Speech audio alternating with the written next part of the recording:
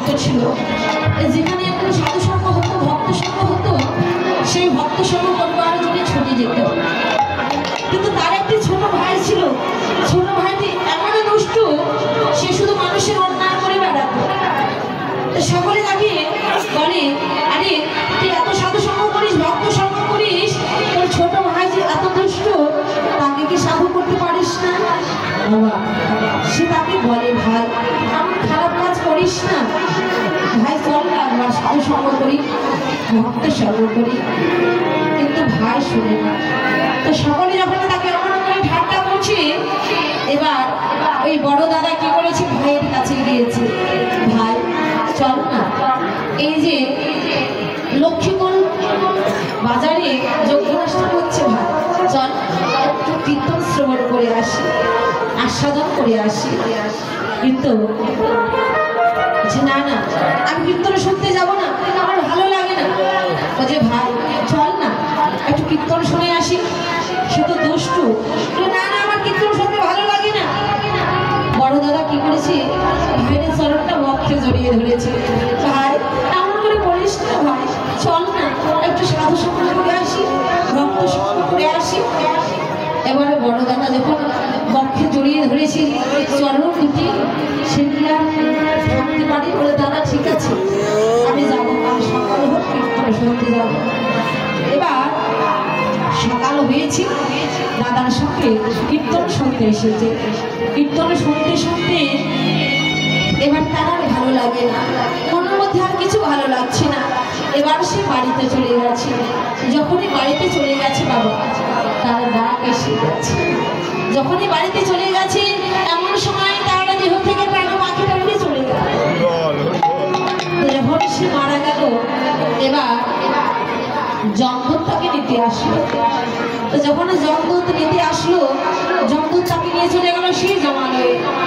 তো জমালয়ে যখন নিয়ে চলে গেল বাবা, এবার ওই জম চিত্রগুপ্তকে বলছে, এই যে এই জীবনে কত অপরাধ করেছি আর কতটুকু পূর্ণ ফল লাভ করেছি, একবার তার খাতাটা খুলে দেখো। যখন খাতাটা খুলে দেখেছে বাবা, জীবনে সে অনেক অপরাধ করেছে, কিন্তু খাতার শেষ পাতায় গিয়ে দেখছি একদিন সে সাধু সঙ্গ ভক্ত সঙ্গ করেছে। প্রভু সে জীবনে এত অন্যায় করেছে, কিন্তু জীবনের শেষ পাতায় এসে সে একটা পূর্ণ ফল লাভ করেছে, সে একদিন সাধু সঙ্গ করেছে। বলো এ কি স্বর্গে দেব নাকি নরকে দেব? তো যমরাজা বলল, আমি তো বলতে পারবো না, চলো তাহলে স্বর্গের যিনি রাজা তার কাছে নিয়ে যাও। তো তার আত্মাটাকে নিয়ে চলে গেল সেই স্বর্গে। স্বর্গের যিনি দেবতা, ইন্দ্র দেবতা, তাকে বলছে যে প্রভু এই জীবনে কোনোদিন সে জীবনে এত অপরাধ করেছে, কিন্তু জীবনের শেষ বেলা এসে সে একটা পূর্ণ ফল লাভ করেছে, সে সাধু সঙ্গ করেছে, বলো তাকে স্বর্গে দেব নাকি নরকে দেব? ইন্দ্র দেবতা বলল, সেটা আমি বলতে পারবো, তাহলে তোমরা চলে যাও সেই চতুর্মুখ ব্রহ্মার কাছে। এ কথা ব্রহ্মা বলতে পারবে, কেননা ওই চতুর্মুখ ব্রহ্মা সে চার মুখে হরিনাম করে। যাও তার কাছে নিয়ে যাও, এটা আসতে তার কাছে নিয়ে চলে যাও। এবার চলে গেল সে ব্রহ্মলোকে।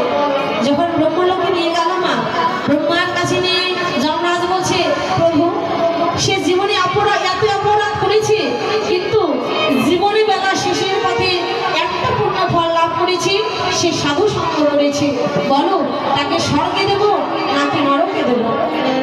চতুর্মুখ ব্রহ্মা বললেন, সেটা আমি বলতে পারবো না, তোমরা চলে যাও সেই পঞ্চানন ভোলানাথের কাছে, যিনি পঞ্চম মুখে হরিনাম করে, যিনি পরম বৈষ্ণব, তার কাছে তোমরা নিয়ে চলে যাও।